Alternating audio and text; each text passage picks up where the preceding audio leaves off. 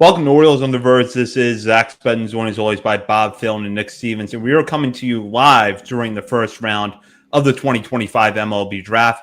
The Texas Rangers just made the 12th overall pick in this draft, selecting high school shortstop Gavin Fine, who MLB Pipeline, in their most recent mock draft, had falling to the Orioles down at number 19. So a little bit of intrigue as we get further into the first round. We have had some surprises to this point in the draft, starting off with Eli Willits going first overall to the Nationals. And Nick, you've kind of been leading our draft coverage throughout this spring and into the summer, so I will start with you here. What are your thoughts on how the draft has unfolded so far? I like it so far. I think we're going to have some pretty fun options here at 19. I'm waiting. I know everybody is clenching harder and harder as pick by pick goes by and Jason Laviolette stays on the board. I'm sure we'll probably end up talking about him a lot. Let's go Red Sox. Do it in front of us. I don't know. I loved Tyler Bremner, and I would not have been mad at all if he would have been a pick at 19 or fallen even more. But kudos to the Angels. I won't make he's going to make his MLB debut in 2 weeks joke. I hope they actually take their time with Bremner and develop him properly. I mean, Cade Anderson, the Mariners get another stud pitcher here. Ethan Holiday to the Rockies. Duh. Yeah, I think the Pirates nailed it with Seth Hernandez. I like the Blue Jays pick of JoJo Parker. We're seeing this run of high school picks. And I'm glad Liam Doyle went to the Cardinals, so I don't really have to hear about him probably ever again. I'm not Liam Doyle. I love his attitude and his persona. It is 80 grade top notch. I need more of that, but just not a fan of his game on the mound. So don't have to worry about that one anymore. Only a couple more picks here. I'm getting more and more anxious. Yeah, I'm just having flashbacks now to last year's draft when it was like, oh my gosh, the guys we won are still there, and then boom, boom, boom, gone. And what are the Orioles going to do? They're obviously going to take Vance Honeycutt. Yep, they took him. So yeah, it's exciting. It's anxiety ridden, but it's been pretty chaotic, and I guess that was meant to be when it was like no clear cut number one this year and a lot of depth, which hopefully we'll take advantage of. But yeah. We're here. We got a lot of money to play with. 4 high picks coming right up. I'm excited. So, Nick, I want to go back to you because I think it was way back in January. You predicted that Ethan Holiday would not be the 1-1 pick. And I think it was like one of our bold prediction segments. And now you're correct. So how do you feel? That was a complete guess. I don't know. I just don't. Ethan Holiday's fine. I just feel like there's a lot more upside fun talent in this draft as well. I just felt like MLB Pipeline seemed to be the only outlet that kept Holiday 1-1, even at the start of the year when like Jace Laviolette was the consensus 1-1 there for a while. And I felt like that was just more so for clicks. Kudos to him. He's going to hit. I hope he gets to the big leagues and hits 40 bombs. But yeah, just never saw him going to the Angels or the Nationals there 1-1.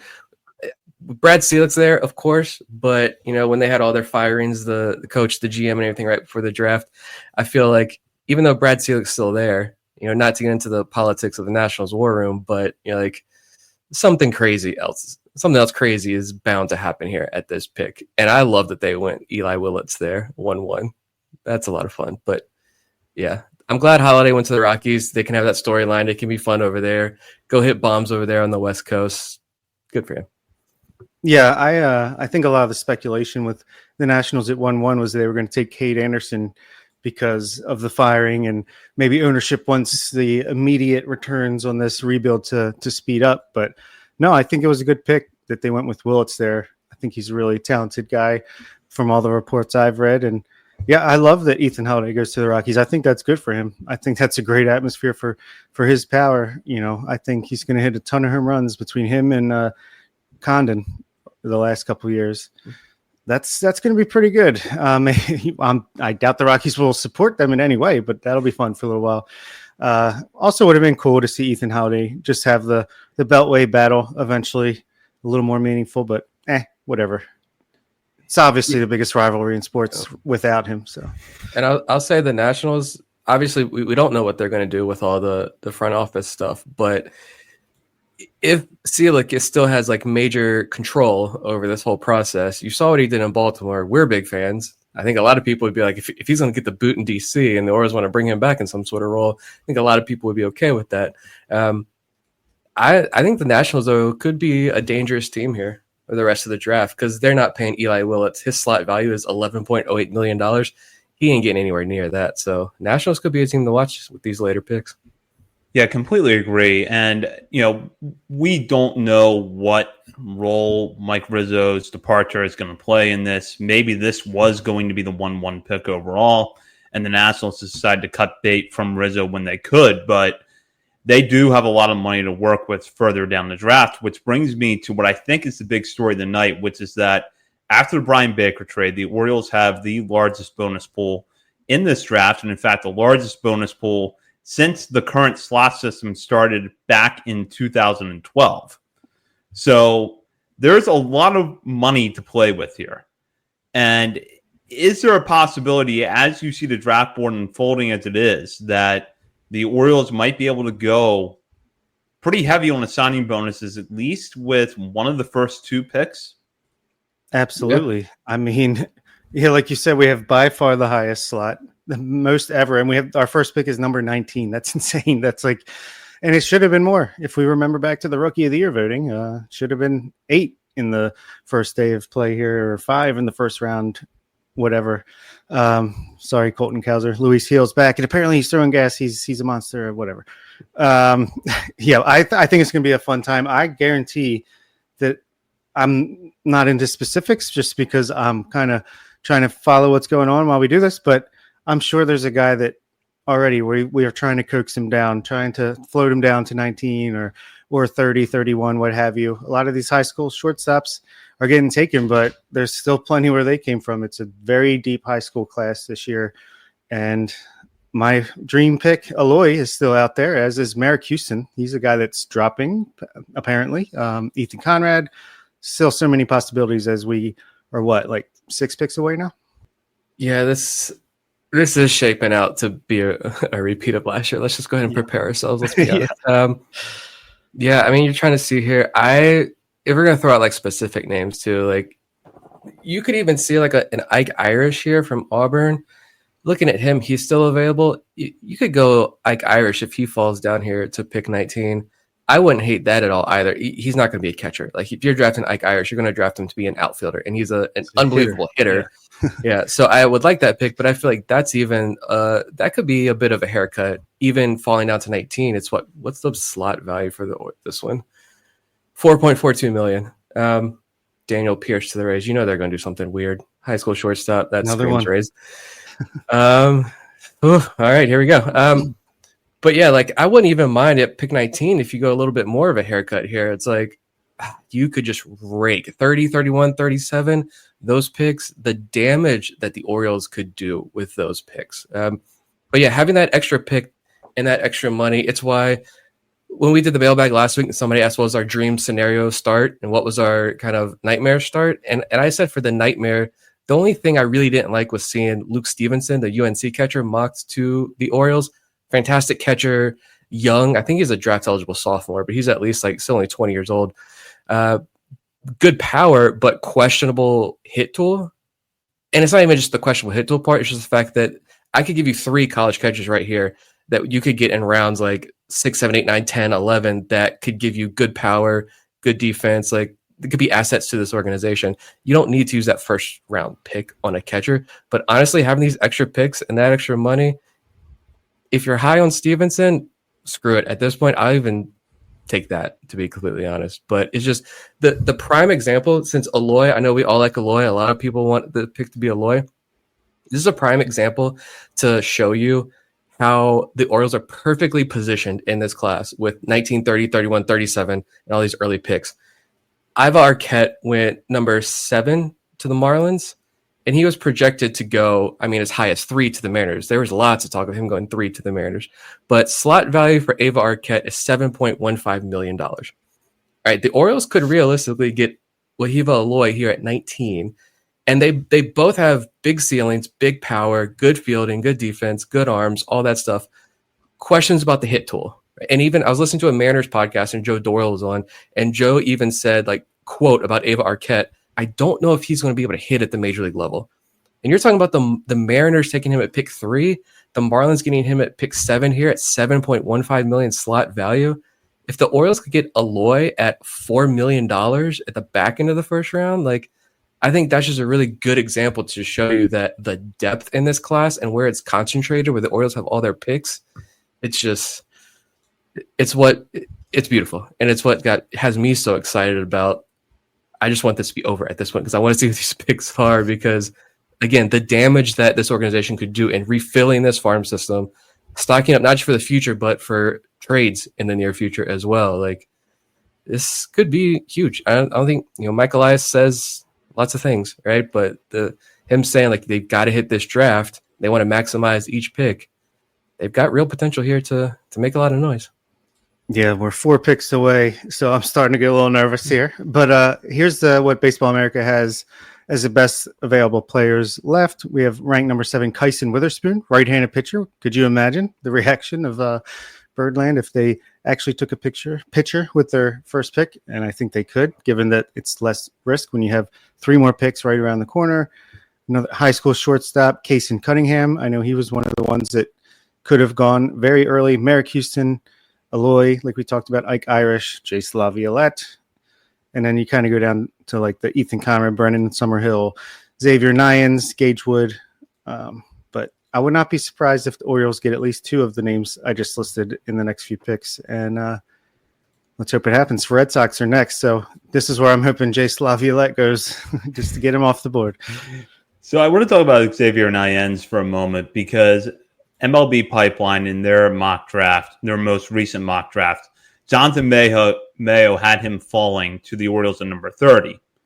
So is there a possibility that if Nyans is still there at 19, but there is other players available, that the Orioles don't draft Nyans and that they hope he falls down to number 30, presumably because of signing bonus concerns? Because I think the talent is clearly there for him to be a first-round pick.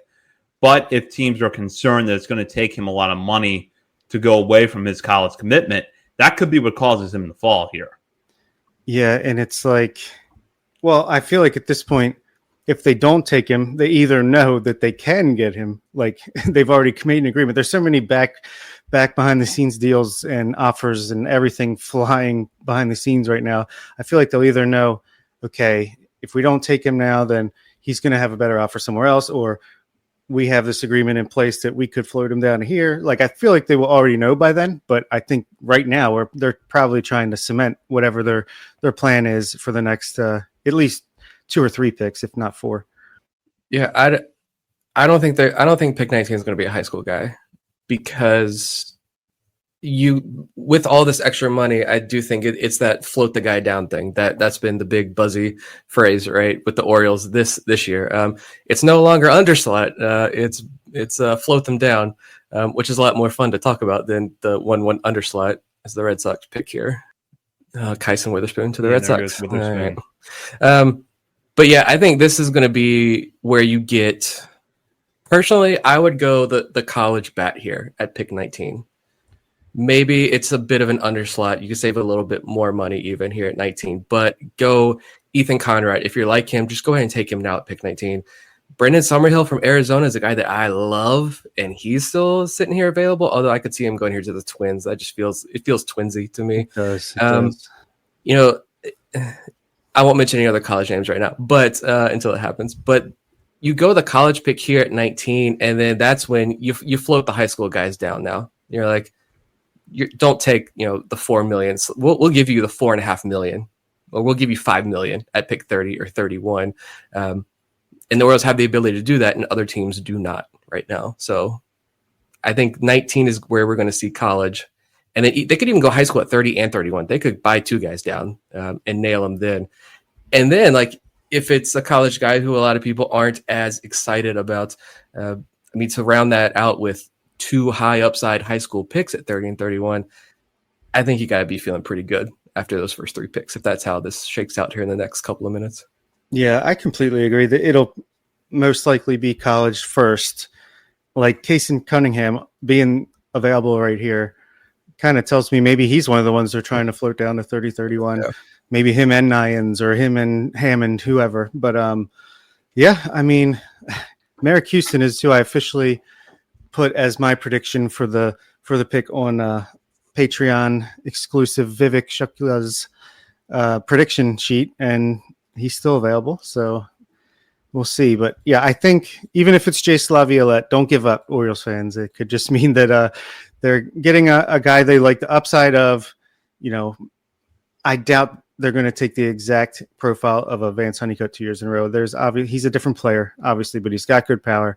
But if they can get him for under slot deal and float two really high upside high school guys down, like Nick said, I mean, that'll be pretty good. That'll be fun.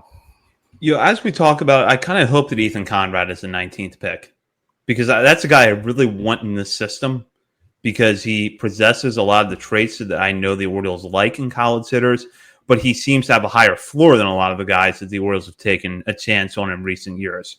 So if they're going to cut a deal at 19, I kind of hope that it's with Conrad. I wouldn't hate that at all. The Merrick Houston one is really interesting. I really liked him early on in this process, and he has fallen, but I think it's because the question mark seems to be the power, and I think some people seem to be mixed on is the power real or not, because you're hitting at Wake Forest, and Wake Forest, I think they call it the couch as the nickname there. Like it's very home run friendly. It's short porch out there in right field. I think it's kind of mixed reviews on Houston, and I just get the vibes that if it's Merrick Houston, you're getting one of the top shortstop defenders in this draft class, and you're getting a guy with a really good hit tool. I think that's one of his that might be his carrying tool other than the fielding. And this is a guy who I think if Houston is available and the Orioles take him, I think they think that the power is going to be there as well. So maybe you can get a little bit more. If it's Merrick Houston, Merrick Houston is what I think a lot of people was hoping Griff O'Farrell would be, but never will become. Merrick Houston has got a really solid baseline, I think. So that could be an interesting one as well. But yeah, I don't know. Yeah, so I want to go back to that. What is the difference in your mind between Houston and O'Farrell? I think it's just the power. Like he's gained, I think it was 15 or so pounds of muscle, 10 or 15 pounds of muscle he gained coming into this year. And the exit velos are already getting closer to 110, I think was his max EV. It's 107, 108, but it's creeping up. It's trending up. I just think there is actual power potential there. Merrick Houston very well could be 15 plus home runs a year for you while giving you really, really good defense at shortstop. He's not a guy that I think is going to move around. I think he's going to stick, give you 15 plus home runs. Griff O'Farrell is never, ever going to give you that. And Merrick Houston goes to the Twins. So, yeah, of course. okay, I'm never okay mind. I'm okay with that. We don't have to talk about that anymore. So yep. Once you started comparing him to Griff O'Farrell, I started to get a little nervous on that one. No, there's vibes there. Yeah. I'm glad he's going to the Twins. I listened to Baseball Prospectus Future Projection podcast. They did a big draft preview today. It was good stuff. Shout out to them. But as you would expect, nothing less Ben Badler, Carlos Collazo. But they were saying they just thought Ethan Conrad was a better pick, a better player than Merrick Houston, and he's projected to go much later. So 2 picks away now. Cubs are on the clock. I'm trying to look. I don't have a full-on board here. That's next year's goal, to have my own board. But I mean, if you're looking at who's left and who it could be, other than Aloy, we'll take Aloy out of the picture. I don't see on the hitting side, I don't see anyone else that I would, the college hitting side, outside of Aloy, I don't know if I see anyone who, the gap between who they are now and what their ceiling is, I don't see anyone's gap being bigger than Ethan Conrad's, to be honest, which is super exciting. Because he missed pretty much all year with that shoulder injury. I think it was it was a diving play in the outfield, hurt the shoulder. They thought he'd be able to come back by the end of the year. He didn't. I believe he had surgery to fix it. So at least he got that done, and he can start fresh.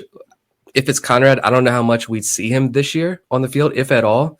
If he's still recovering and rehabbing, it might just be let's start fresh next year and keep him down in Sarasota all winter. But I mean, if it's Conrad, man, and I think it was Joe Doyle even on another podcast where he was talking about apparently the shoulder injury was already bothering him beforehand, before he fell. So if that's the case, killing the ball. So what's he gonna? Yeah, exactly. If that's the case, then what can he do when he is fully healthy and that shoulder's not bothering him anymore. So I just think if you like him, you don't even wait. Pull the trigger at 19 and take him. Yeah, I agree. So I will say we're 2 picks away. We're basically a pick away from Arizona because the pick is in with the Cubs apparently. But Jace Laviolette hitting at Chase Field would be a lot of fun. And the Diamondbacks took Corbin Burns off our hands before he had to have Tommy John surgery. So I think they do us another solid right here. That would be a stark departure from the typical earlier on outfielders they take, who I'm typically in love with. I'd be down. Everyone's here though. This truly is. Everyone I would want is here and available. Only 2 more picks to go here. Seems familiar, to be honest. Now, I will say that if it is Eloy, we had this discussion in our last episode about who your dream pick would be 1-1. I took Nyens. But at the time, the Orioles did not have the 37th pick in the draft. They didn't have the bonus money to take. So if Eloy is the pick here, I would not be upset, especially if there's a possibility to get Nyens at the number 30 pick. I still like Nyens' profile better as a high school prospect who could stick on the left side of the infield, and if he doesn't, projects as a corner outfielder with a lot of power. But Eloy could be a good pick here if they can get Nyens at 30 or 31. Yeah, I love Nyens. I would love Casey Cunningham as well. Looking at some other high school guys like Josh Hammond. I know there's been a lot of Josh Hammond love. Yeah, he's got some helium. Yeah, would not mind that either. Trying to say that's probably the first round. Like, I feel like there was another high school name that was getting a lot of. I mean, Sean Gamble is a name that I heard a lot. And where's the one? It's not very high on Baseball America's rankings, but I kept hearing that he. Here it is, Tatum Gray. mm-hmm. I feel like he was a guy that's really rising up the ranks late. We can get weird and go Slater DeBrune. Yeah, what's his rap name? I saw that article this morning. I don't know. I've seen all the reports. If you read about him, all the reports say dude is a character off the field. I like characters in a very good way. Yeah, Dax Kilby, that'd be a good one. I think Sean Gamble in doing here it is, Lil Slay. I love that. I mean, he is 5'8", 5'9". He's a short guy, a short ball of energy.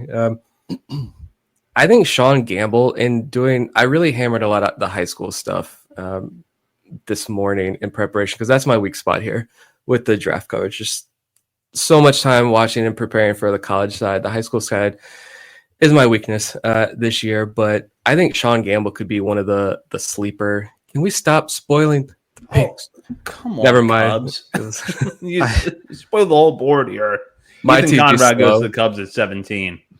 My fault. Good I didn't mean pick. to yell. My TV. It was my TV's fault. It could be our streams are a little bit behind. No, my That's stream. the problem with streamers. Oh, okay. This is how pent up we are. We're like, Ethan Conrad. Yeah. Well, May Summerhill is a pretty exciting outfielder as well from the college ranks. 1 pick away from him being available. This means absolutely nothing.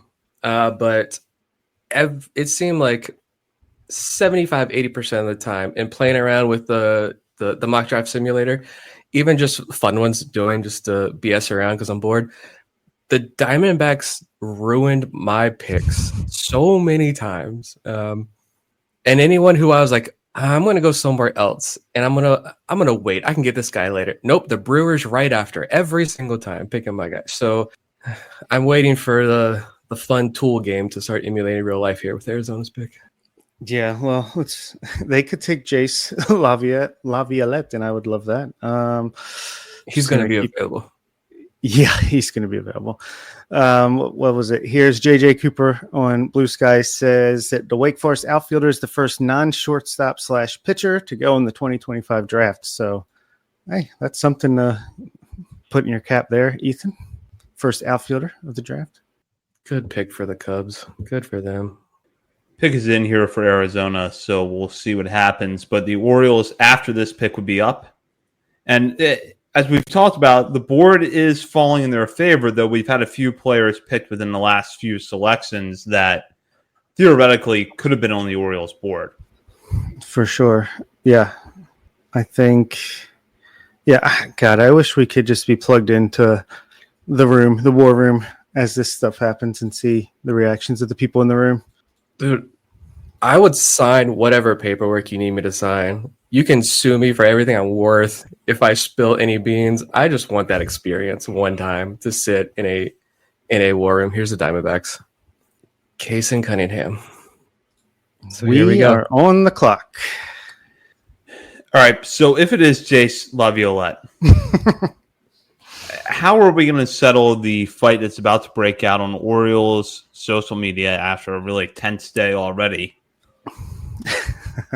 I don't want to touch it. You guys kind of run our socials at this point, so we got to do whatever it takes to get Kyle Stowers back on this team. Okay, we're putting the. Look, I've been tweeting out drafts and doing this for 10 years. I love it dearly. Never love the first round though, because that's the one that everyone has big opinions about. We'll save it until we see what the pick is. But I mean, God, Ike Irish is sitting here. I would honestly love the Ike Irish pick. People are going to see catcher and freak out.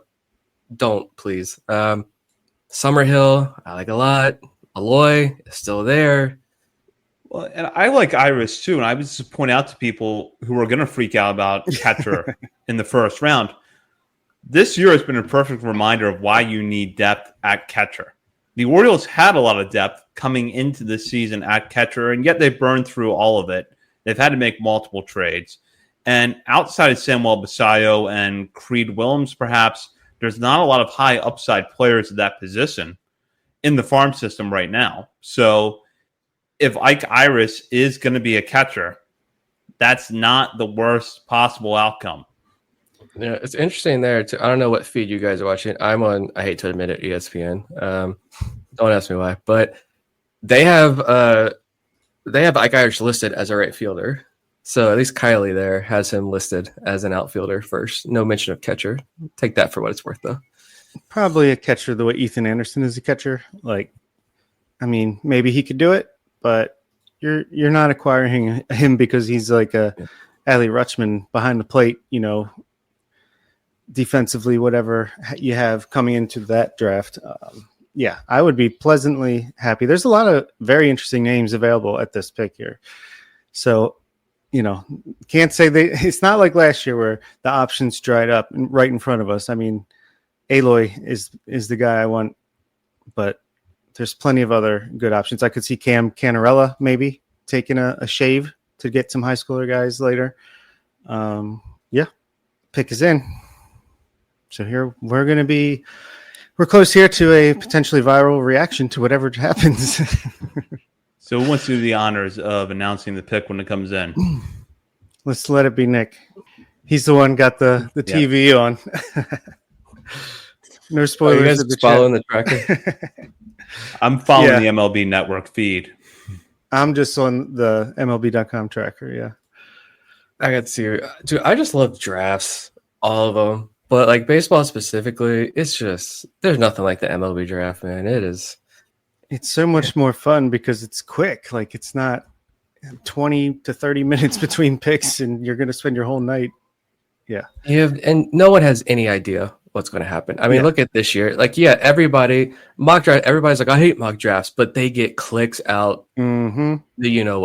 Because people love actually mock drafts and seeing. And every draft, you're always like, within the first 5 picks, like, well, rip up the mock, it's done. This was after the first 2 picks. Here's the commissioner coming up. Ike Irish. Good pick. All right. I like this pick. All right. Ike Irish, baby. Let's go. I like that pick a lot. Get the tweet up. Catcher. We have no catchers in this organization. Adley Rutschman's washed out. All right, so before we fan any flames here on Orioles social media with the wars, what are your guys' thoughts about this pick right here? Because we've been talking about him as a player that could fall to the Orioles at number 19. He feels like a guy that could take a little bit of a cut here with this pick, and the Orioles would, in theory, have more money to work with as we get later into the first night of the draft. But I think this is a pretty good selection here. Yeah, let me put out. This is the bad part about doing this live. All right, so I'm gonna pull out this first. So Ike Irish, catcher, outfielder out of Auburn, one of the more productive hitters in the entire country this spring. Here's some numbers. These numbers are all coming from Azad Earl's spreadsheet here. 114 mile per hour max EV, power hitter, 80% contact rate, 24% chase rate. While there is end zone whiff rate here, he makes contact versus velocity up in the zone and away from him, has been solid on breaking balls. The contact quality is an interesting case study because he has 60 grade power, but it's low launch angle. So it could be something that you build upon a little bit here. But Cape Cod League, max EV was 10 miles per hour lower than his max EV this spring. So he sent his max EV up 10 miles per hour from the Cape Cod League to spring ball here in college. I don't know. I like this pick a lot, to be completely honest. Let me pull up his numbers here real quick. Yeah, I mean it's not a Vance Honeycutt for any or a Jace Laviolette for anybody worrying about the swing and miss of a hitter here. He's got power. It kind of reminds me of Jordan Westberg when he was drafted. He was exit velocity, but not the launch angle you would typically want. And they were able to, I feel like, get him to a range where he's a 20 plus home run power potential guy if he's in the lineup every day. There's a bug in my office. Okay, at least it's not a bee. Yeah, I'm a fan of this pick a lot. Yeah, I think big upside, but also plenty of data to feel pretty confident in what they have here. Like Irish, I like the name. It's an easy one. It's not.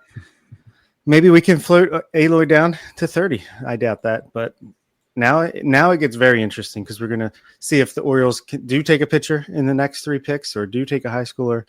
Did I buy you enough time, Nick? No. Right, so. Yeah, as we talk about this, there are mixed scouting reports out there about Iris, where he's going to stick defensively long term.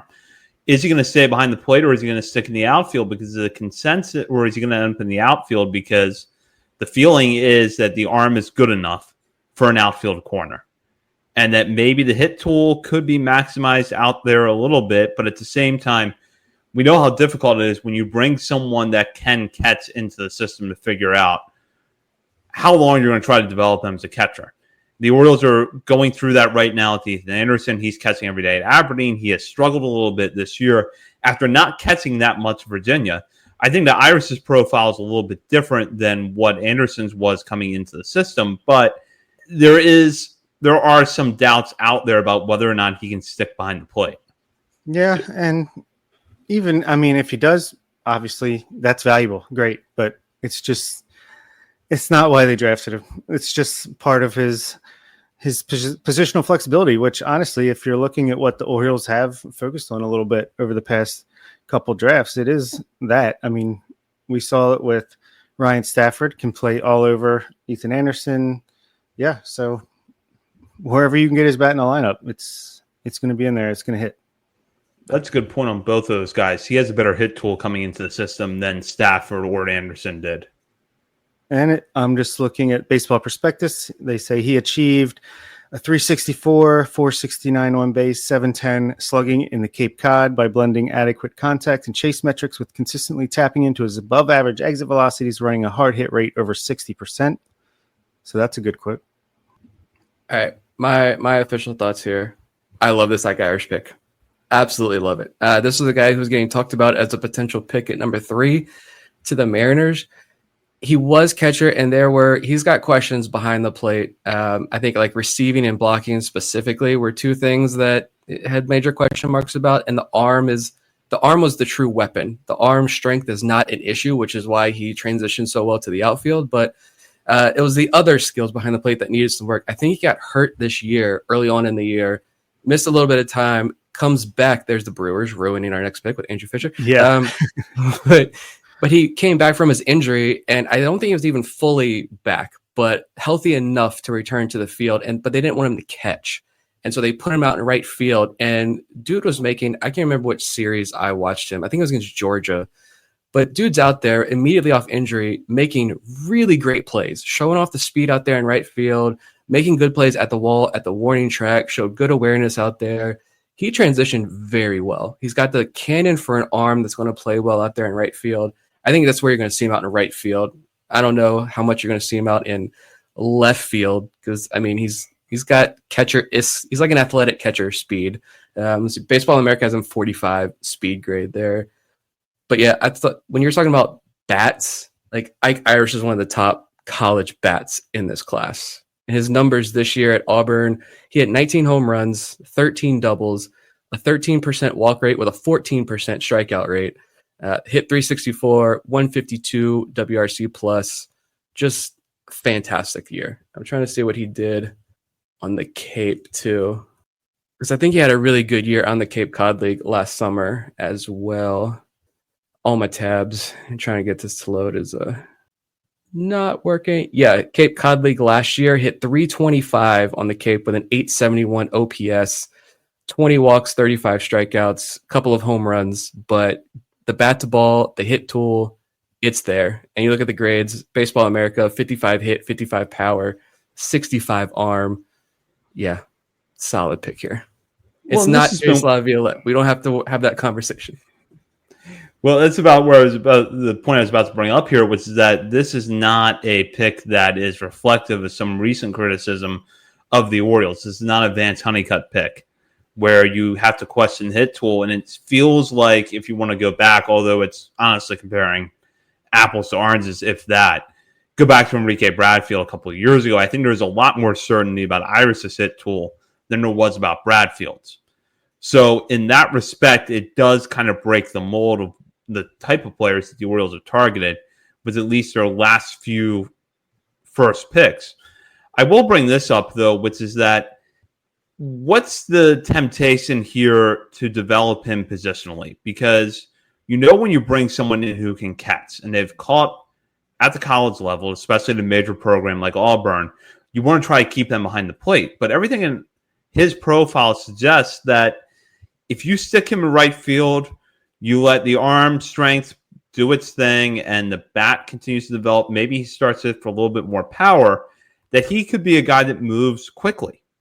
So maybe this makes up for the fact that Ethan Conrad didn't fall to this pick. So do you stick Iris behind the plate for at least a little while to see if he can catch at the higher levels, or do you think about moving him to the outfield immediately? Two things. First of all, to Bill Evans' comment there in the chat, so is the comp for Irish a more athletic Kyle Schwarber? I have seen others say that coming into the draft, that there is a Kyle Schwarber-esque comp here with Irish. And Enrique Bradfield Jr. just quote tweeted our tweet and said banger. So if you don't like the pick, you can take that up with Enrique Bradfield Jr.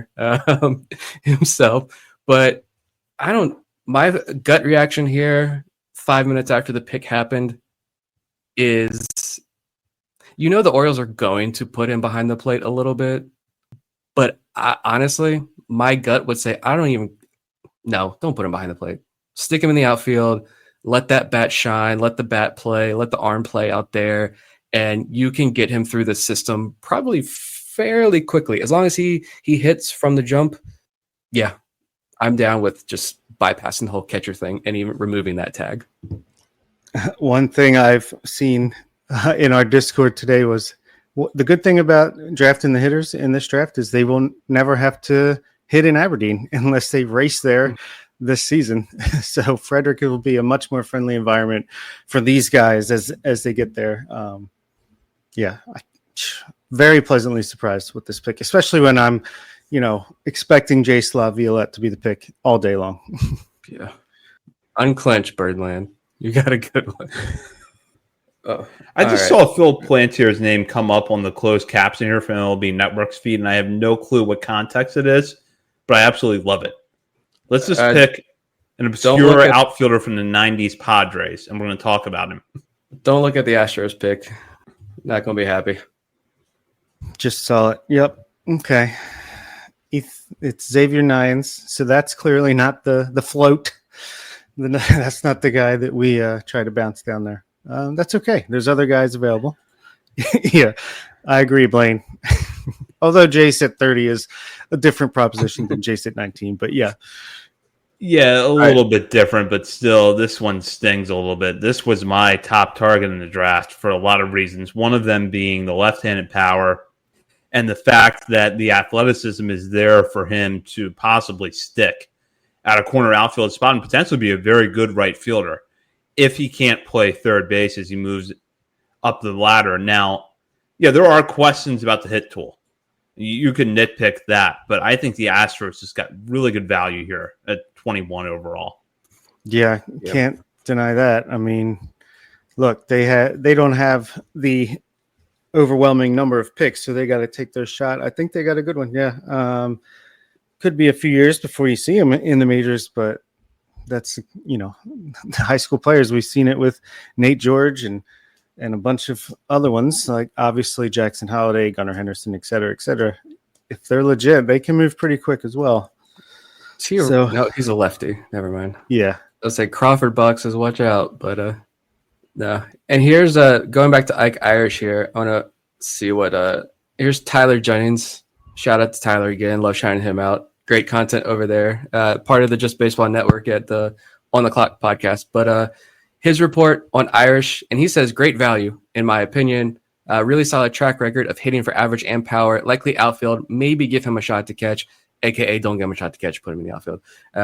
One of the most decorated recruits to make it to campus after the 2022 draft. Irish has cemented himself as one of the best SEC hitters in 2 years. Beautiful left-handed swing, direct to the baseball, quick hands, loud bat speed. And here's one of the bigger red flags that I mentioned right after the pick. His swing plane and bat path are relatively flat, which makes him conducive to a hefty amount of ground balls. And he cites in the Cape Cod League, where he did have those good numbers that I read off, he saw a ground ball rate over 50% in the Cape Cod League last summer. I don't know what that was this year at Auburn, but yeah.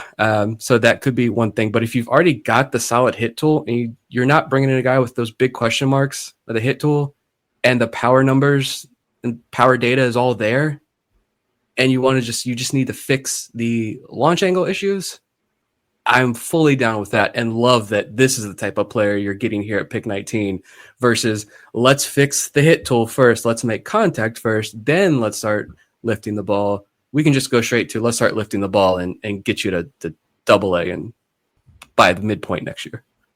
Yeah. I also saw in our Discord that he'll sign for about slot. So this doesn't really eat into our money too much here. Obviously, you're not getting under slot, you're not saving money, but a guy that's could have gone in the top 10, falling all the way to 19, I don't think you were expecting that. But at least he's not a big overslot deal. He's going to sign for about, what was it, $5 million around there? Yeah. And here's Vance Honeycutt. I forget what he had in college, but we'll reference this, compare this. Vance Honeycutt last year, in that limited sample size after the Orioles drafted him, was running a 59% contact rate. It's 69% this year. So it has improved 10%, but still 69% right now. Ike Irish in college this year, 82% in zone contact rate. So more contact. Very significant difference there. Why does it feel like the picks are slowing down now that the pressure is off? Well, because we're now like kind of pulling back from it a little bit, but at the same time we're intent on it because we need to see who doesn't get picked between now and the Orioles' next pick at 30th. Plus, we know that the further this gets into the draft, they have to drag out the coverage a little bit. Do you remember that segment a few years ago where they talked about Drew Waters being a good listener? And we had to sit through that for like 5 minutes. I do not remember that, but I believe it. All right, top of your dome, top of your head, where would you guys slot Ike Irish into our top 50? Any ideas on the range? Good question. I'm sure that's the question everyone wants to know. Let me pull up our top 50. First blush, as I'm just looking at my personal list, I'm thinking either probably right behind Dylan Beavers, above the pitcher group there until they like really, really break through. But easily top 7. Is he number 3? I would think he's number 3, I think, personally. We have our latest update has Basayo, Beavers, Bradfield, Ferret, Gibson, top 5. Oh, yeah. Definitely above Bradfield for me, personally. Then Bragg, Fabian, Young, Herman, McDermott. Yeah, I know that for my personal list, I had Bradfield second in our most recent update, but I know that I'm going to do a lot of shuffling around as I like to do after the draft. So rough guess right now for me is that Irish falls in the 4 to 7 range, maybe even the 2 to 6, somewhere in there, depending on how the rest of the night shakes out. Yeah, that's true too, because I could easily see if we do get a big time high school player, which I'm not completely up on who's available in that tier of player, but could be ahead of Ike Irish as well if you're going for ceiling. Let's see here. Yeah, I mean, I think you can make a case that he's above Beavers, but the way Beavers has developed and he's knocking on the door deserves an MLB shot. I think no higher than 3, but probably no lower than 6. Yeah, because I feel like wouldn't Beavers' numbers in AAA now be Irish's best case scenario when he gets to Norfolk? I don't know about best case scenario, but you'd be very, very happy. That's for sure. Yeah, I don't. Simpkins says ahead of Honeycutt. Oh, yeah. Yeah. I think Honeycutt's like number 27 and falling like a rock for me. So yeah, I'd say so. God, we get one shinier toy and we're throwing Vance Honeycutt in the trash. Not even donating him to Goodwill. Yeah. I mean, I'm riding high because it's draft night and I have no time to like sit here and like actually think and process anything. Just running on gas right now. But it's a mixture of hangover / more beer / energy drink coursing through my veins right now. So with all that said, I have a heart. I could easily see him being number 3.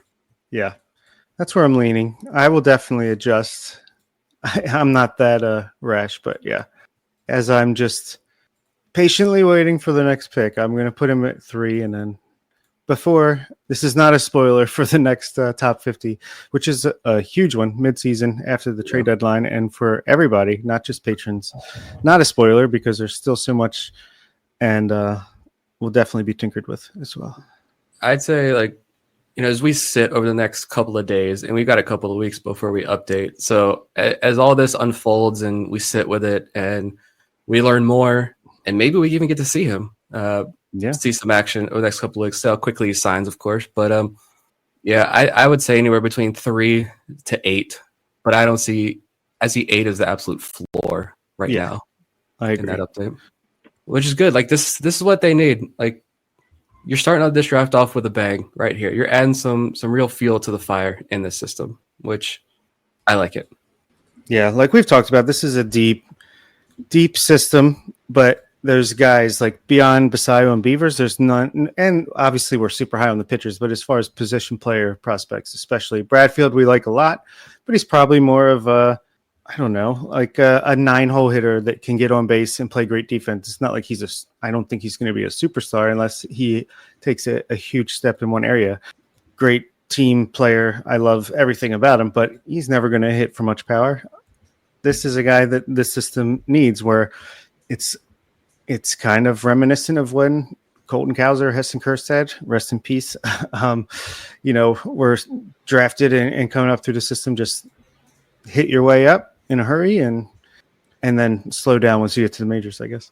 So I've had this thought about Bradfield for a while, and it's kind of lingered into this year. I'm curious to hear what you guys think about it, which is that depending on how you felt about Bradfield coming into the Orioles system, your feelings have been validated somewhat. And I say that because after last year, it felt like if the hit tool was going to develop, there were signs of it there because contact rate was good. He wasn't striking out. He was walking in a high clip. The power seemed to tick up a little bit towards the end of the year. So it's like, all right, the Orioles are going to find a way to make this work. But if you have thought all along that Bradfield is one of those guys that can make contact and can draw walks, but he's not going to hit the ball hard when he makes contact, and the ceiling is probably, as you just said, Bob, a number 9 hitter in a good lineup, last year didn't do anything to dissuade you from that opinion. And Not here at we all. are now half a season into this year, actually a little bit more than half a season in the minors. And I think that's kind of still where we stand with Bradfield, which is that if you liked the bat coming into the system, you still have a lot of reasons to be optimistic. But if you had a lot of questions about it, your opinion has not changed. If anything, you might feel stronger about those question marks than you did when he was first drafted. Yeah, I mean, I said this in the Discord the other day, but I see him as like a 330 to 350 on base, maybe 700 OPS type of guy. Great defense, just great speed. Obviously going to cause chaos, probably be more valuable than just the pure numbers indicate for that kind of thing alone. And yeah, maybe just like a WRC plus around 100, maybe slightly above. And I think that alone is probably a 4-WAR player with everything else he brings you on defense and speed and stolen bases and intangibles that don't even get accounted for, but they're through the roof as well. So yeah, no issues whatsoever with Bradfield 2 years later. Yeah, it's just frustrating with Bradfield this year because he ended last year on such that high note. And you're like, all right, if you have questions about the hit tool, then he was starting to answer some of those questions and look a lot better. Not saying he's going to break out and be this new type of player that we weren't expecting as he's gets more fully developed, but still you just feel more confident. I think that was the bigger question mark when we had last year. It was like, is he going to be able to hit at the major league level? Like if he could just be an average hitter, even just slightly below average hitter, but consistent, like you said, the speed and defense and all the other intangibles are going to make up for that. And he's going to be a potential all-star type player, someone you want in this lineup every single night. A fantastic potential, replacement to Cedric Mullins out there in center field on this roster down the road. But this year it's just with the multiple hamstring injuries and just getting off to that slow start. He just hasn't really had that opportunity. And now it's even he comes back, he's starting to get some at-bats under his belt, and he's had a couple of really good games here lately.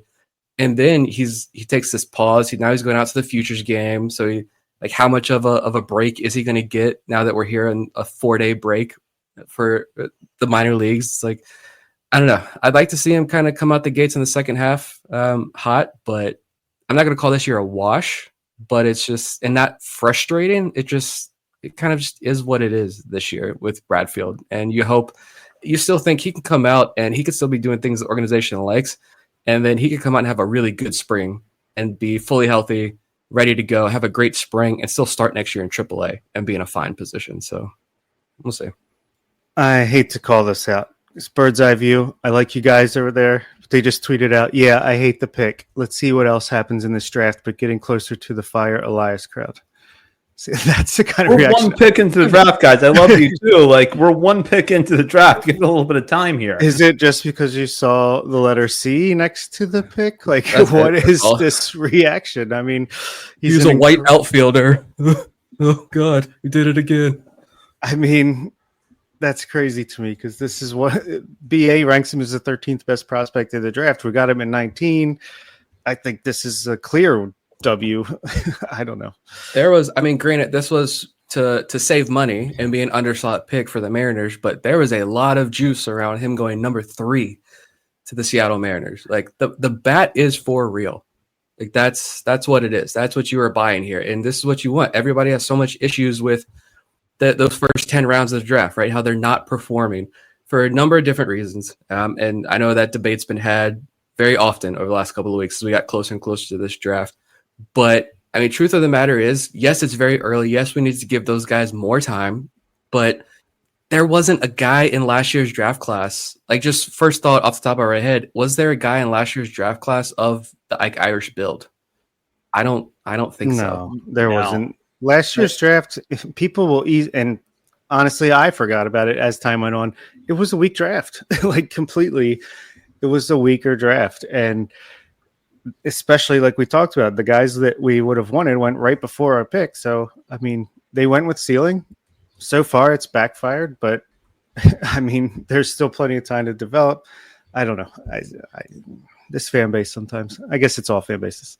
Yeah, and just to put this into a larger context, Travis Bazzana, who was not a reach at 1-1 last year by the Guardians, has a 765 OPS between two levels in the minor, 807 OPS between two levels in the minors this year with 254 batting average and 4 home runs. If that guy was in the Orioles system right now, fans would be screaming about how bad he's doing.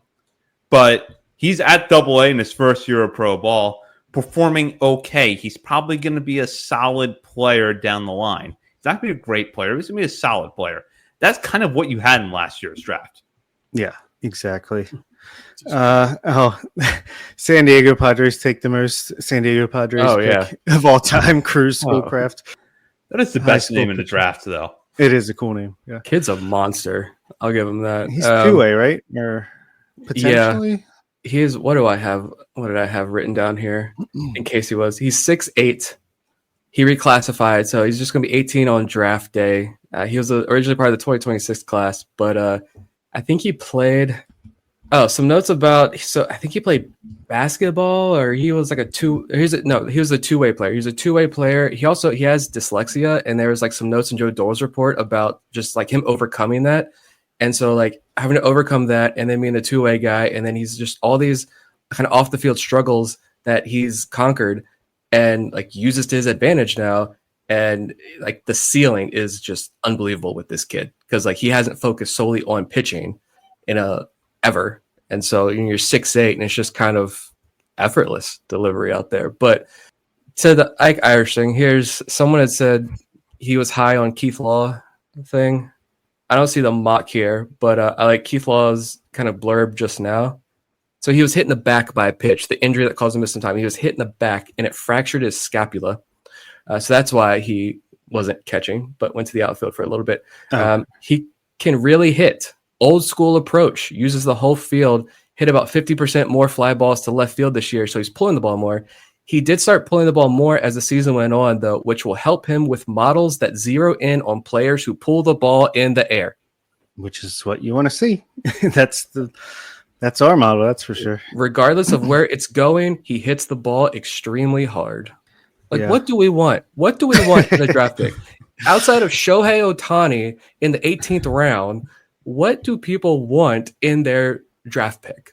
Here's another tweet that just came across. Bird Nerdist. This is a patron, but I'm sure drafting a left-handed hitting catcher to pair with Basayo, who is also a left-handed hitting catcher, is going to prove to be revolutionary. He's just not read about the player you crash out. Like, come on, guys. The thing that gets me, especially like Bird's Eye View, because like I said, I like those guys. That they're a fun podcast. People listen to them, and they're going to take this as gospel. They're going to just see this, and that's going to be for some people. That's going to like help make their mind up, which it's like that's just uninformed and bad. Yeah, like give it time.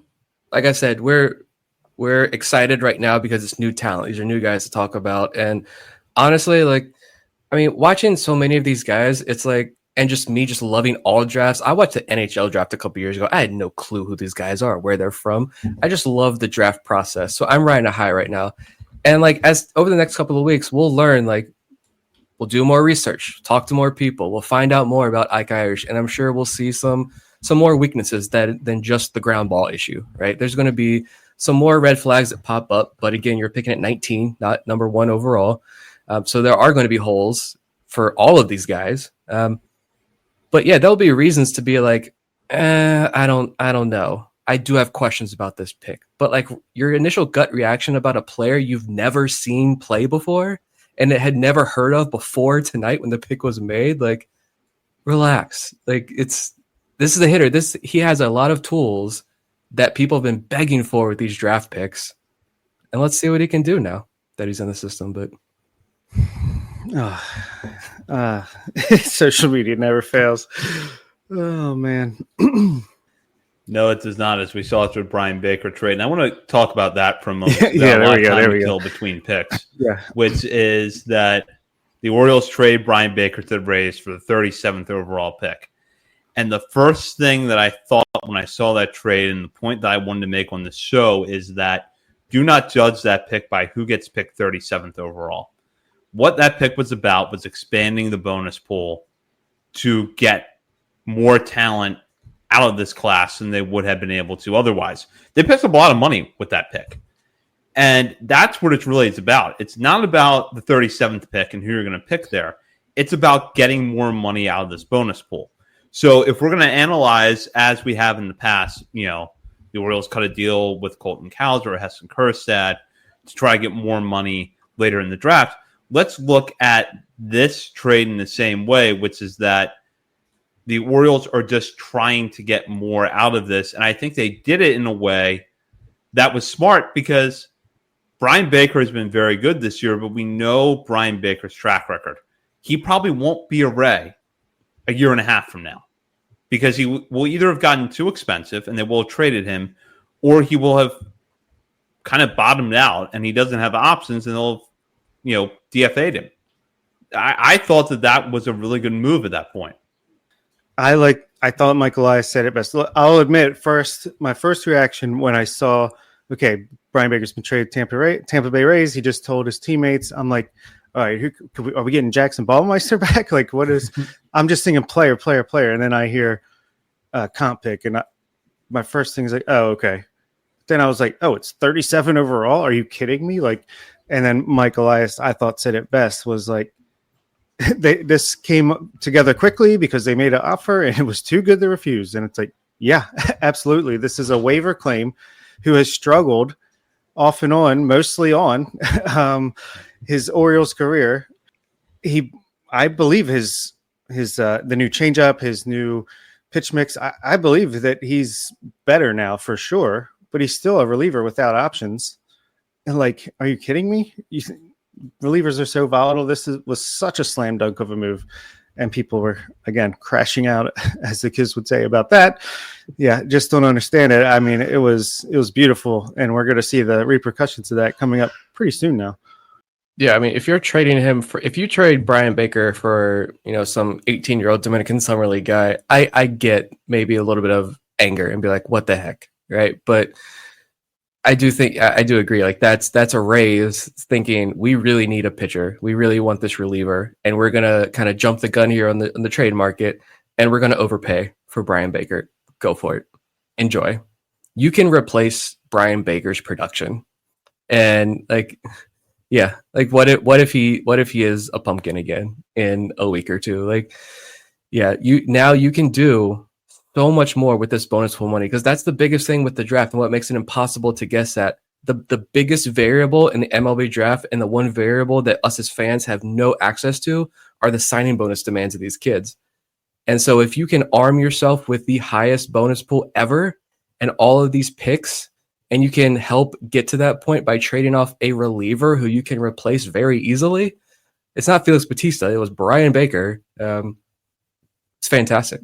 And like, we'll be the first to sit here and criticize trades that are meh, but at the same time, like, that deal was A+. Loved it. Yeah, I just would love to just go back and look at it. How many tweets were made by Orioles fans complaining that Brian Baker made the team? It wasn't designated for assignment before the season started versus the reaction 3 months later when he's traded for a very high draft pick, basically a first-round draft pick. So just backtracking for a moment here, Gage Wood out of Arkansas goes to the Phillies with the 26th overall pick. This was a guy that we had in our mock draft when we did it all together a few weeks ago on our show. I think that there's a lot of promise here. There is very high reliever risk, but the reason that I liked him possibly to the Orioles would be that they could fix the changeup, and that's probably the difference maker for him as a starter. And Nick pumping his fist here because Jace Laviolette is off the board, and we don't have to have that fight on social media. So forget my point about Gage Wood. No, screw it. I was waiting for it. We're going to take a white outfielder, and then we're going to take another one of Jace Laviolette with all the hit tool concerns, and we're going to watch Twitter burn to the ground here on a Sunday night. But we don't have to worry about that. Kudos to Cleveland. I wish Jace Laviolette all the best. Dude is a gamer. He broke his hand. He had surgery, and the next day was in the lineup getting a hit. I wish him all the best in Cleveland. Not too much because they are in another fellow AL team. But yeah, I'm glad it's done, and we don't have to worry about that conversation anymore. Who's the best? Did you have? You're mute, Reese. Yeah. Oh, sorry. I was going to say that is a relief. Who is? I mean, Aloy is still available, correct? Brandon Summerhill, Luke Stevenson. I know Nick's not excited about that one potentially. Devin Taylor. I think he is would be a really interesting pick in 30-31 area. I think he's really talented. AJ Russell could be. Riley Quick, if you want to talk about pitchers. Josh Hammond is still there. Dean Curley. So certainly some fun picks potentially as we get closer now. I go back to a point I made during our mock draft a couple of weeks ago, is that Hammond is interesting to me because he's so young that you could take the chance on a two-way player profile for a couple of years and just see which one sticks. Maybe both stick, but chances are they won't. So if you figure out after a year or two that he's better off on the mound, you can make that switch.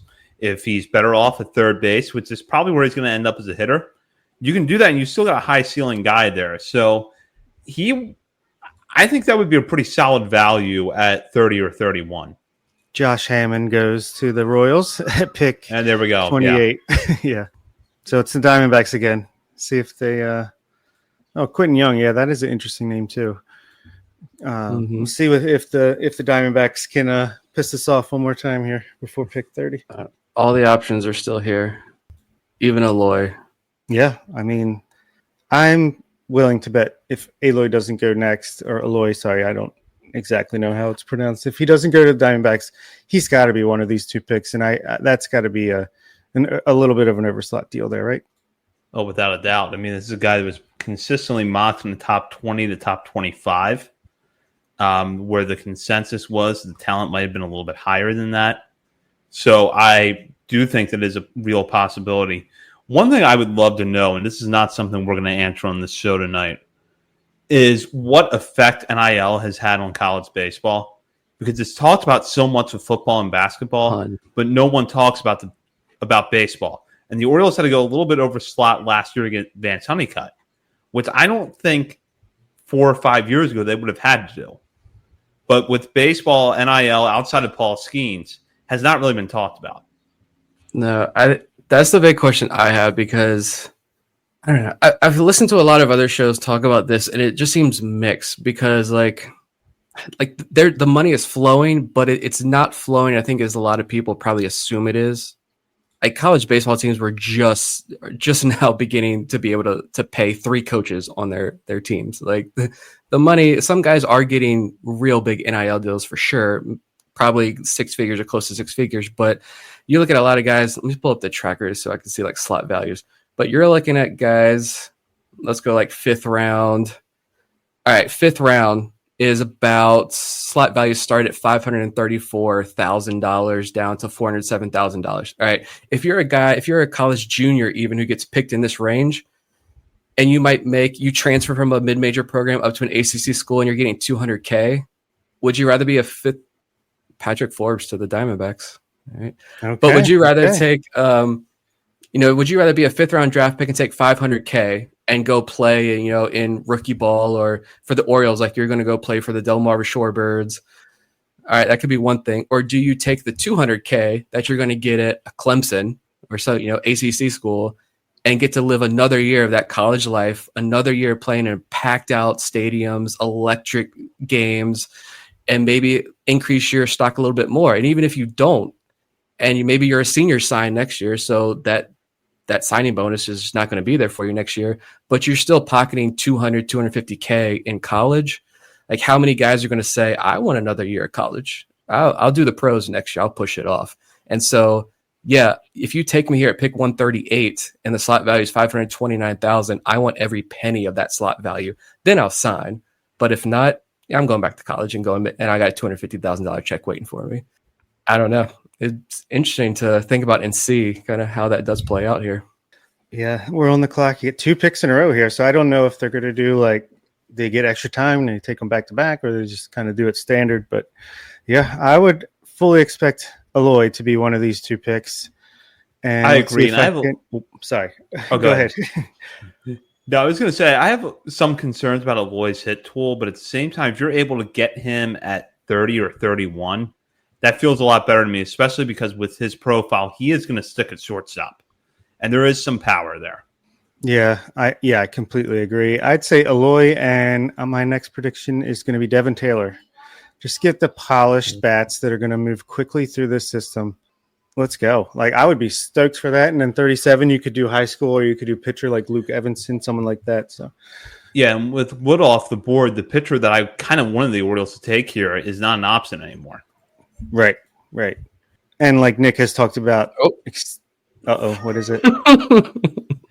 What is it? There's laughs. What does this mean? I'm Coastal North Carolina catcher Caden Bodine. Come on down. Oh, I can't wait to see the reactions. I want to freak out. All right. So, what are our thoughts on this deal? This is not one that I saw coming. I love it. I absolutely love it. Someone else at Bob's house loves it too. All right, so one of yeah, Bob's sorry about kids that, guys. tried that one, so apparently it was not very good. I can't wait to get a bird's eye view reaction to this one. Bodine. I mean, I've heard good things about Bodine coming into this. Look up the middle player. Take Aloy next. I'm still content with it. I mean, this one is actually a catcher, right? And he's got a great hit tool. So yes, yeah, I don't see anything wrong with that. Look, guys, you don't draft, like Vivek said it perfectly in the chat, is that you don't draft for need. Look, you're drafting guys that you're going to try to trade at the trade deadline in 3 years or what have you. Like, these are just assets that the organization is able to use to their benefit in any which way, whether it's have them come up and work for what we need, or maybe they're going to eventually let Adley go. God forbid. I don't know. It's just, you never know what's going to happen. Get the most talented guys in here, best player available, just like the Ravens of old used to do, and let the things fall where they may. Yeah, so Bodine, Coastal Carolina guy, right? He hit 5 home runs this year, 24 total extra base hits, a 15% walk rate compared to a 7.7% strikeout rate. He's a 3-year guy at Coastal Carolina, and his strikeout rates 8.1%, 8.1%, 7.7%. Here is, let me pull up. Azad Earl's got the good data in his sheet here. Through the first month plus of the season, he did not swing and miss on a fastball in the zone. I gave up tracking that, but it was a good chunk of the season. He did not miss a single fastball in the zone. 89% contact rate, 4% in zone whiff rate, max EV up to 109 miles per hour. Up again. What's next? Here it is. Yes. Yes. Love it. I can't wait until 5 years from now everybody says, oh, the Orioles put Cameron Bodine over Vahiva Aloy while Aloy makes his first All-Star team. But this is number one, how you kind of wanted the draft to fall. You got more bonus money to work with. You got a guy that should have been picked higher in the draft falling to you at 31. You're going to be able to pay him over slot, which is what it's going to take to sign him. And as I said earlier, I have some questions about the hit tool, but you have someone with power who can stick at shortstop. So what are your guys' thoughts on this pick? Couldn't love it anymore, honestly. This is a guy I wanted at 19 to get him at 31 while also getting 2 other talented players. Yeah, I'm ecstatic, to be honest with you. And we have another pick here coming up pretty shortly. So this is a fun night. All right, I want to go back to, just general thought about Aloy real quick. Yeah, there might be questions about the hit tool a little bit, but the power potential here with Aloy, his size, to get him to fall here at 31 is fantastic. And to get 2 guys with premier hit tools, specifically Bodine with the premier hit tool, we can talk more about that here in a moment. But with Aloy, I'm trying to pull up some of his numbers here. I can't find the end zone data here, but Aloy, so he started out Sacramento State, right, and was good. And then he transfers to the SEC and had a bit of a down year last year, transferring to the SEC. Fine, right? That's going to take some time. But then this year, everything ticked back up. He had 21 home runs this season, 19 doubles. He hit 350. He hit 270 last year. Last year, he had an 86 WRC plus. This year's a 137 WRC plus. 20% strikeout rate, not bad in the SEC. 10% walk rate. He had a really, really good year. Golden Spikes winner. Granted, that doesn't necessarily mean he's the best pro prospect. It just means he was the top college baseball player. But he's going to stick at shortstop. He might move over to third base, sure, but this is a guy who's going to stick on the left side of the infield. And let's see, we got some of this stuff. 114 max EV. 109 90th percentile EV. 57% of Wahiva Aloy's batted balls were 95 miles per hour or harder this year for Arkansas. Launch angle god. He's got that pretty solid. A little bit of a whiff rate. Breaking balls, he does struggle against breaking balls. Swing decisions apparently do need to be cleaned up a little bit, but he's going to stick at shortstop. He's got the power. He's a big guy. I love it. You're taking the gamble on the hit tool at 31 compared to 19 even, getting him to fall. A+. Yeah, here's Baseball Prospectus little clip they have. He's a tool shed. I've never heard that before. Beyond the shortstop defense, which should translate up at any level, he hits the ball very, very hard, posting an EV 90 just under 109, an impressive number even with college bats. And let's see, shout out to Dan Sanchez on Blue Sky, who's enjoying this draft as well. The Orioles got the 11th, 16th, and 29th players on the Baseball America draft board with picks 19, 30, and 31. Pretty good so far. I dare Orioles Twitter / Blue Sky to find a problem with this pick. Yeah, I think so far it's been a good draft. And, you can nitpick the Bodine pick all you want. But at the end of the day, they've gotten, as you just mentioned there, Bob, 3 players that most national rankings had much higher than where they were ultimately picked. And in Eloy, they've gotten a really solidified shortstop with power at 31st overall. You don't get that opportunity very often in the draft. And, I do have concerns about how the hit tool is going to play. But at the end of the day, if he can play the position defensively and he can give you some power there, that's going to add a lot of value. Yeah, sorry. Still just trying to process everything. At least we took Bodine instead of Stevenson, right, Nick? If we were going to take a catcher there. Oh, I'm going to pull up. I don't have the photo here. I'm going to post a photo in our chat and maybe you can bring it up. Okay. This is going to speak to the defensive abilities of Bodine. If I can, my computer is about to be done. Marcus Phillips goes to Boston at pick 33. Yeah, I'm just going to bring this comment up because I find it really funny. Jake W1066, old GM dude is Dan O'Dowd, who was general manager of the Rockies in the mid 2000s, and I don't think has been general manager anywhere since. For a good reason. All right. Yeah, there's this image I just posted in our private chat. If you can pull that up for people watching, they're showing it on the ESPN broadcast right now. You talk about an elite, not only the unbelievable hit tool, the framing for Caden Bodine is immaculate, truly immaculate. This guy steals strikes like no one else did in college. Like this guy is legit. Here you go. Look at that. All those balls he pulled in for tricks. This one? Now some of that. Let's college umpires. Not great.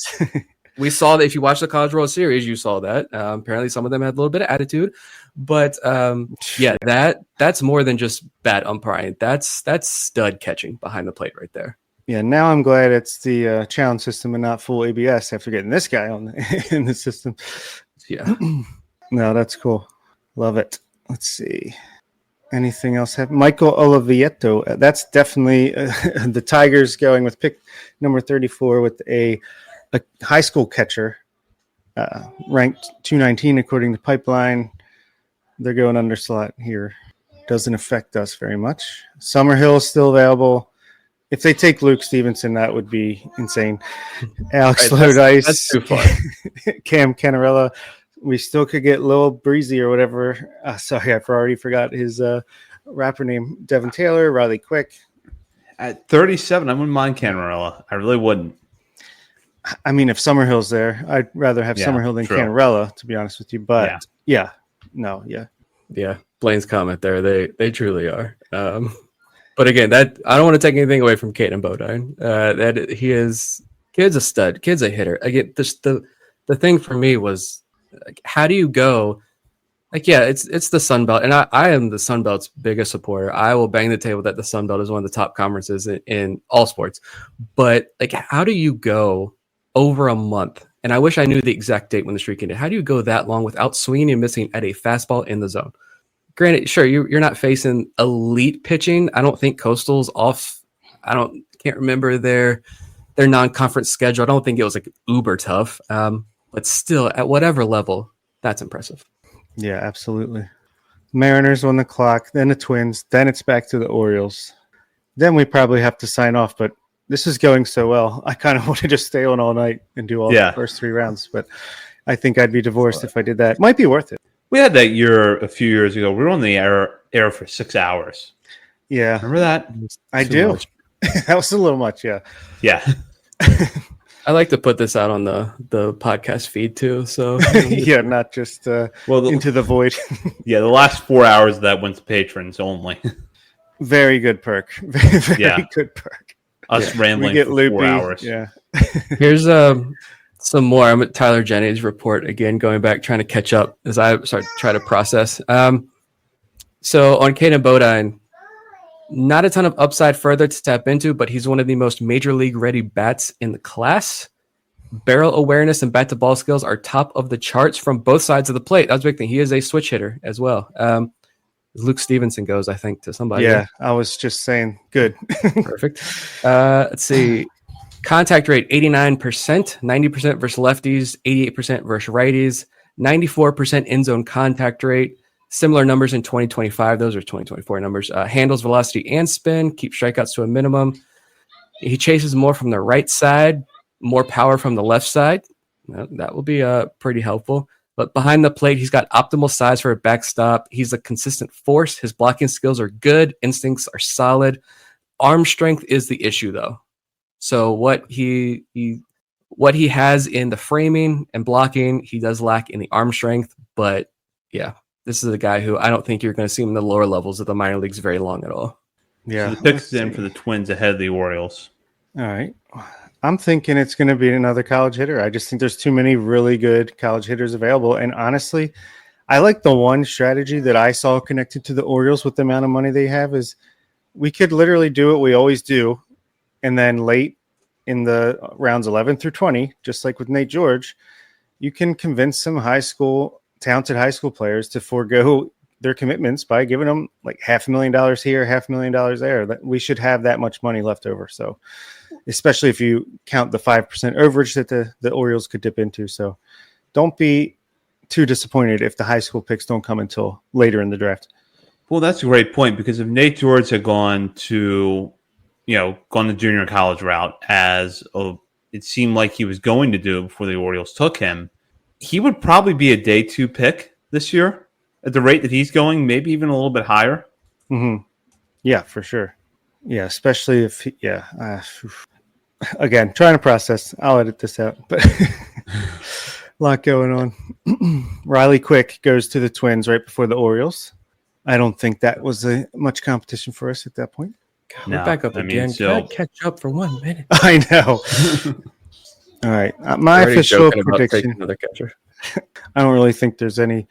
Well, I don't want to jinx it, but this high up the rankings. Any official predictions before we get spoiled here? The top 5, according to Baseball America: Brandon Summerhill, Alex Lodice, Cam Canarella, Slater DeBrun, and Anthony Ianson. Also, Devin Taylor is 7th highest here. AJ Russell, Dean Curley, still a college shortstop. Any of them. I honestly don't care. I think Summerhill. I'm going to go ahead and say Summerhill. Yeah, Summerhill would be a good pick here. Be a steal, to be honest with you. We're just waiting now. Waiting for the reaction. Let's see. This is the first time I'm seeing a picture of Luke Stevenson. He is a big dude. I can understand why he's got the power. He's huge. He hit some nukes. But yeah, it's like 40 hit tool, I think. Don't need that in our lives at this moment in time. No. No, I don't want it to be talking about that in a couple of months, let alone next summer. Yeah, we got Wahiva Aloy. It worked. It worked this year. That's all I care about. That's true. Yeah. We didn't jinx anything. Those first 3 picks. Chef's kiss. Yeah. Got some Quentin Young fans in the house. I would be satisfied with that. Yeah, it would be too. I'll take it. The pick is in. And the guy with the Orioles jersey is once again shown on MLB Network. Let's go.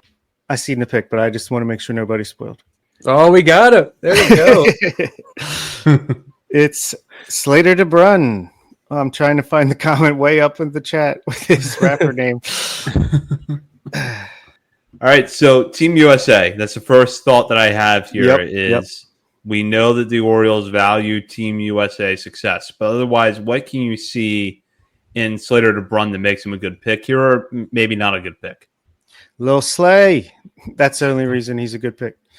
No, clearly super talented, high school outfielder. Speaking of, Nate George, I mean, this is a guy that's going to give you a ton of upside. I think Nick said he's a little on the smaller side, but speed, hit ability, just I don't know. Nick, I know you've done a lot of research in the last few days on the high school guys. You got anything? Here's what I wrote on Slater DeBrune. A lot of Slade Caldwell comps to DeBrune, which is great because I love Slade Caldwell. Diamondbacks pick last year, as we were talking about. It's very Diamondbacks pick. Plus speed, plus defense in center field. A lot more, I think as we gotten closer, there's a lot more Corbin Carroll comps. Because this year, I guess as 2025 rolled along, he started showing more power and developed a little bit more physicality this year. MLB Pipeline noted that at present time, Slater DeBrune has more power than Corbin Carroll did at his age. So if you're comping him a little bit, maybe the power is legit there. This is a quote from Peter Flaherty at Baseball America, who said, "Advanced baseball sense that shines across all facets of the game, plays with infectious energy and bounce that rubs off on all with whom he shares a dugout with. Intangibles are cherry on top, high impact, leadoff type bat with some juice, 60 hit tool grades." I think one of the big concerns was maybe physically he's kind of maxed out at this point. But I think if you're talking about like the power is already starting to shine through there, you can maybe tap into that a little bit more. Hey, if you got a little Corbin Carroll Jr. here, I'm down. It's maybe my first instinct without Case and Cunningham went, right? Yes. Okay. So maybe I would have liked Dex Kilby. If you're going to go to the high school rank, maybe I would have liked Dex Kilby a little more here, but I'm not mad at all at this pick. I think this is a guy who, as more people start to see his personality, apparently he's going to be a fan favorite. But yeah, he's a little short, compact, powerful, though. Good hit tool, good speed, good defense. I like shooting the moon a little bit here with the high school pick after going all these. Right, there you go. Him and Nate George together. Oh, boy. Let's go. Yeah. Nate George and Lil Slay just playing with their hair on fire. Let's go. Oh, man, I love this draft already. Doesn't even matter what they do from here, I feel like. This has been a lot of fun to watch. Now, there are still some good players available, and I feel like even at the 58th pick, the Orioles are going to get good value, but curious to see, what do you guys see maybe in the next few picks, how things are going to play out? I mean, honestly, the fact that Brendan Summerhill is still there, I'm like, are we talking to him about 58 over slot deal? Some of these guys, if they can – Devin Taylor, again, the Orioles love their college hitters. There's plenty of good ones available and a lot of really good pitchers. I think this is a deep draft with pitchers. JB Middleton, I know, is a name we like. There's plenty of them, but yeah, Gavin Turley, I've seen connected to us, another decent guy to look out for, closer to the 4th or 5th round. But yeah, I'm really excited to break this entire draft down tomorrow night or whenever. I forget if we decided when we're going to do that, but maybe tomorrow night, maybe another night. But yeah, incredible start to this draft. Let's keep it up. Yeah, you're trying to see those Orioles. If Ike Irish is slot, Caden Bodine's probably get him under slot a little bit, maybe. Aloy, maybe around slot. Slater DeBrune is I've seen some comments already that he's a clear over slot pick. Yeah, I think so. Where's he committed to? I don't have that here. And I closed out the other thing. Vanderbilt. Yeah. Okay. So yeah, he's definitely an overslot. Yeah. But yeah, I mean, you still have a ton of money. Even with that Slater DeBrune pick, you can still be uber aggressive here with your next couple of picks. So yeah, I couldn't agree more. It feels like there is still a lot of money to play with here. And again, this is why the Orioles went out and made the move that they did to trade Brian Baker to the Rays, because now you have a record-setting bonus pool to work with. And possibility, I feel like based on the way the draft is falling, getting a high upside player at 58 is pretty high. Oh, Mets getting Mitch Voigt. I like him a lot. Early. I feel like that was way too early. It's weird how the tracker doesn't just go straight down. You have to switch back to round 1 for this. But yeah, that's a good pick for them. Yeah, I'm curious, and we'll have a more in-depth answer in August when we update our top 50, but I feel like there's a lot of ways it could fall. I had to think Aloy is going to be pretty highly ranked. within our top 50.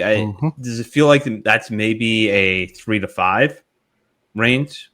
I don't think he's going to pass Basayo for one. No. But it feels like the ceiling could be pretty high with him. Yeah, I think it's going to be a tough call, I think, for me personally, between Eloy and Ike Irish for who I have higher. Whichever one wins out, probably number 3 on my list at the end of the day. But again, I'm going to read and watch a bunch of stuff on these guys and really try to hone in before I make a final decision. Yeah, absolutely. And there's a lot of tough decisions we're going to have to make, not just because of the players that the Orioles are bringing into the system now, but looking at players that have fallen and risen. And this was a big theme of our most recent update over on Patreon, is that we've had a lot of fallers and a lot of risers among players that are already in the system this year. So if you're looking at how our top 50 is going to shake out, it leaves a lot of question marks, not necessarily in a bad way, but with, if Nate George has continued his ascent, how high up is he going to go? Where does he compare to these players that have been taken in this year's class? So we could see some big shakeups. All right, what is DeBrun's nickname again? Lil Slay with 3 Ys. There we go. I will answer Jabo. Is Eloy the top shortstop in the system on day one? Yeah, without a doubt, right? Yeah. Oh yeah, not even close. This is why I wanted Eloy so bad at 19, because you don't draft for need, yada yada. But we go there, back to right? Yeah, and go back to before the season started. I think it was, for me, it was that realization when we did the best tools episode before the season started, and I'm going through this system. And I'm like, okay, where's the infield? Where's the impact infield in AAA, AA, even high level right now? The international prospect side, there's a good amount of that. It's coming up. Aaron Estrada in high A, right now as well. But there are some pieces, but a lot of these guys are super young. But where's the high end infield talent in the upper levels of the minors that's on the cusp of the major leagues? It's just not there. Eloy is going to help fill that void a lot. Yeah, it's huge pick. I know these guys are going to max out at Aberdeen this year, but I feel like Eloy has the type of skills where he could honestly finish this year at AA, and it would not be a stretch. No, not at all. An advanced college player coming into the system. We've seen the Orioles be aggressive in the last couple of years with guys that I don't think had as well-rounded skill sets coming into pro ball as Eloy does right now. So I do think at the bare minimum, we're going to see him in Aberdeen before the season ends, but I wouldn't rule out Chesapeake either. Yeah. And yeah, I like that they got some quick risers. Obviously DeBrun is Lil Slay's a different story, but we'd love to see him. I'm trying to think, with the FCL season ending soon, is he going to get a chance in Delmarva this year? Or are we going to we'll probably just have to wait to see him next season in all likelihood, but it would be cool if he could, because there's already guys like Steve Martinez and Jordan Sanchez that could use those at-bats at Delmarva more. But yeah, at least for the 3 college guys, it's going to be fun. These guys are going to, I feel like, hit the ground running and kind of race up the system, and which is going to help a lot with the sagging middle that we talked about. And that's before the trade deadline even comes. Yeah, I think with Slay, I'm already calling him Slay. I forgot his real name. It's not important. Yeah, I see I don't want to throw a Nate George comp right here. I'm not doing that, but I'm saying as far as the timeline is concerned, I doubt we see him at all this year. You're going to send him down to Sarasota, get him acclimated down there, get him playing some, inter-squad scrimmages, intra-squad scrimmages, everything they do down there. Because the FCL season ends in, a week, but they keep playing games. So he's going to see some action, hopefully get some fun reports down there out of camp. But yeah, I don't think we see him at all in a game this year. But couple days, ideally, couple weeks. Dex Kilby goes to the Yankees. Couple weeks to start the FCL next year, and then he's in Delmarva around the same time Nate George was in Delmarva this year. Hopefully, that's best case scenario. But I think George, obviously, I'm not going to sit here and pretend like I know a ton about Slater DeBrun, because I don't, other than just what I've been reading over the last 48 hours and a couple video clips. But I feel like he's probably, if I had to guess, I would say Slater DeBrun is a little bit more advanced probably than Nate George was. And so maybe he needs a little bit, maybe you feel a little bit more comfortable. And when you look at his profile, like this is a contact, I don't want to say a slap hitter, but a contact, like line drive, gap to gap hitter. You hope there's a little bit more power in the profile, but this guy's just going to ambush pitchers, attack fastballs, shoot the ball into the gaps, use that speed. So maybe he needs a little bit less time down there in rookie ball, and you can move him up fairly quickly next year. Yeah, not to mention the profiles are a little bit different. At this point last year, George was committed to a junior college, whereas DeBruin is committed to Vanderbilt. So there is, in theory, a little bit more of a ceiling, or at least an identified ceiling now with DeBruin compared to where it was with George last year.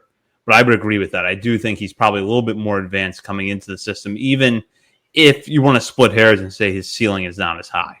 Yep, completely agree on my end. And with that, now we will head into our final segment of the night. Last call brought to you by Checker Spot Brewing, located at 1421 Ridley Street. Checker Spot is not far from Camden Yards, making it the perfect place for a pre or post game drink. And when you're at Orioles games this year, be sure to check out the beer stand behind home plate to get one of Checker Spot's signature beers. The bird is the word. So we'll now go into the big question of the night, which is draft related. Usually we're covering players that are already in the system in this final segment, but I want to go with this one, which is, what was your favorite pick of the night? Are there any that give you concerns? Now, mind you, the Orioles do have another pick before night one closes, but as far as our coverage goes, it is the first 4 picks of this draft from the Orioles. Based on what you've seen so far, what players do you like the most, and are any that give you concerns? I'm going to start with Bob here. Favorite pick of the night is going to be, I'll just take the easy one. It's Eloy for me. To get him 31, when this guy, it was like, please fall to 19, please fall to 19. We get him at 31. That's awesome.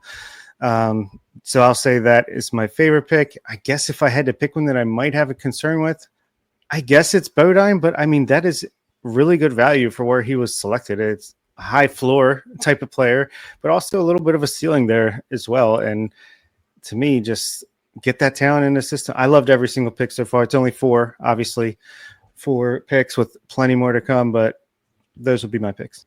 Yeah, I think my favorite, this is a tough one. The most interesting, I think, is Bodine. I want to see how quickly he rises through the system, how that bat plays, and kind of what his future role is going to be here. He does have experience. He does have some experience playing on the dirt. I don't know how much of it he played at Coastal Carolina and how much more of that was at high school, but I do think he has experience at other positions up the middle. So, but I think you draft him to be this high floor catching prospect, great framer, amazing hit tool.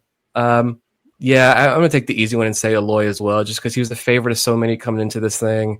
He fills a fantastic void. Zach Root going to the Dodgers. I know a lot of people will be mad about that. He fills a major hole in this system. He provides some real juice as far as infield prospects are concerned.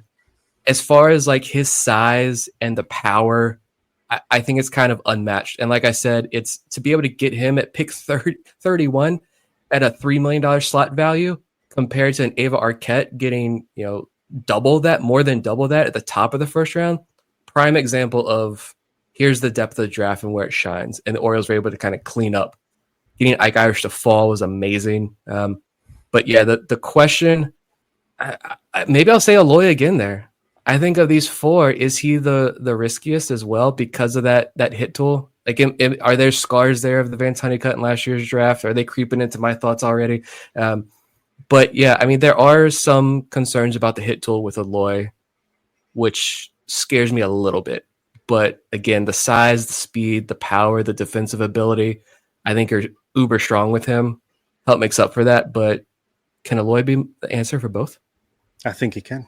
Yeah, I definitely think so. And that's actually where I was heading, is that I do think that Eloy could be the best pick of this night based on the fact you're able to get him at 31 and that you've gotten someone who can stick at shortstop that projects to have good power for that position, but there are real concerns about the hit tool. Aside from that, Ike Irish, you could sit here and split hairs about what his value is going to be as a right fielder versus as a catcher, but I think that either way, you've got a big leaguer. And then with Slater DeBrun, just because of the age and whether or not the hit tool is going to show up right away, those are question marks, but I don't think they're necessarily big ones, especially with where the Orioles were able to get him at 37 overall. But I would agree that I think Eloy actually is probably the answer to both parts of this question, which is perhaps the best player in this group of prospects that were chosen, but at the same time, the one with the biggest question marks. And we'll actually tack on a last call here onto the back end of the last call that I brought up, which is from Vivek. Do all four of these players go into the top 10? I have my answer, but I'm curious to see what you guys think. No, but it's a good question because I think they're all very much in that range. For me, I think 3 out of the 4. I think Bodine a little bit lower just because, honestly, the Orioles system, I feel like, has had a come up since the start of the season. And there's been some breakouts between Esteban Mejia, Nate George, the pitchers Ferret, Gibson, Bragg, Herman. We already got Bradfield, Beavers, Basayo. None of these guys are going to graduate anytime soon. You got Judd Fabian there. So it's going to be tough, honestly, for all four to crack the top 10. But for me, I think DeBrun, Eloy, and Irish will, in most likelihood. I'm not locking that in by any stretch, though. Yeah, I agree with that. I'll go with that one as well. And I do want to say, here's from Brendan Mortensen. He got a quote from the Orioles scout who signed Ike Irish, was the man himself, David Jennings. If you're listening, shout out to David. Love the work that you've done in this organization. Truly, deeply. So Brendan's tweet says, Orioles scout Dave Jennings, who led the charge for Ike Irish and did the same for first rounders like Matt Wieters and Nick Markakis, when asked what the O's liked about Irish, quote, the bat. And it looks like he is going to play catcher and outfield, at least to start. So the bat, like you said, that's why you drafted that guy. And to get him to fall is just chef's kiss. I know for myself that Irish and Eloy are definitely going to be my top 10. I think DeBrun, it's kind of borderline. So I would say that 2 of the 4 on my personal list are locks to be top 10, but I can't say the same for all 4 that have been picked tonight. So it's going to be close, though. I could easily see all 4 on my personal list being top 15 to top 16, maybe even a little bit higher, but probably not top 10. That's fair. That's completely fair. This is going to be an exciting top 50 update, guys. Who, if you're listening to this podcast after 2 hours live or on repeat in the future, get excited because I know I am. It's going to be a lot of fun.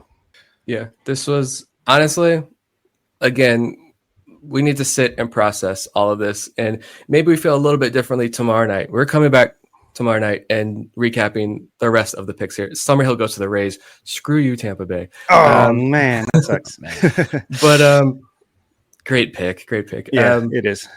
I feel pretty jazzed about these 4 picks. Like, they needed this type of energy and talent, and the farm system received a big bolt of energy tonight. And we're just 4 picks in. They've got what 17, 18 more to go. Yeah. 3 more tonight alone, and then 17 more after that. And the way these guys are falling, coming up here at pick 58 and 69, if you're looking for pitching, I'm going to go ahead and make a prediction before we hop off that at 58 and 69, I think if you want pitching, you're going to find yourself seeing the Orioles select a pretty good one here based on who's available. Yeah, I do think one of the next 2 picks will be a pitcher, at least, if not both. Yeah, well, let's see how that plays out, but we will be back tomorrow night. In the meantime, you can check us out on our many social media channels, including Facebook, Instagram, Threads, X, TikTok, YouTube, Twitch, and Blue Sky. We're also over at Substack at OriolesOnTheVerge.substack.com. Nick provided a lot of great coverage leading up to the draft this year, and I'm sure we will have more over there as the picks roll in over the next 2 days. You can also head over to Patreon and become a member of our community at the $3, $5, or $10 levels and have access to not only our monthly top 50 updates and bonus weekly coverage, but patron exclusive channels within our Discord. So there's a lot to sign up for over there at the $3, $5, or $10 levels. And our monthly update for the month of July just came out about a week ago. Now for the month of August, that's going to go out on the main feed, but we will come up with another perk for patrons between now and then to enjoy that a little bit more. For Bob Phil and Nick Stevens, this is Zach Spedden. You've been listening to Orioles on the Verge, part of the Believe Podcast Network.